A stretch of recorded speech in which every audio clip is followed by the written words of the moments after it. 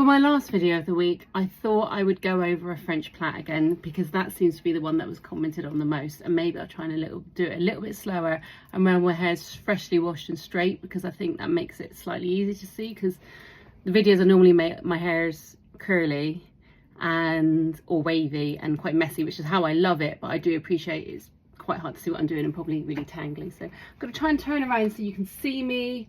I wonder if you can see me. Let me just check. Yeah, you can sort of see me. Hi. Right, let's go. So I've got a little clear band. I'm just going to pop down on the side so it's not in my hand when I'm doing it.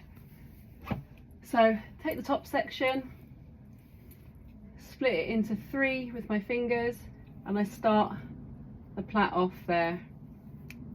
So I've got 3. Now the next strand I'm going to take, I slide up with my thumb and I pull up a section from the side, and then I bring that into the middle and hold those nice and tight.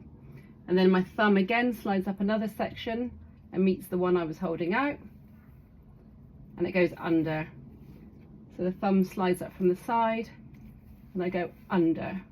I don't know why I go under. You can go over or under. That's just seems to be the way I do it. I think it definitely helps that I have each of the 3 strands always holding in my hand in some way. So I've always got one gripped in, so I know what I'm holding on to and I can pass them under really easily. Probably also helps if you don't have any rings on. I mean, I don't even know whether the sections are even. I'm guessing they're not from the way they're feeling.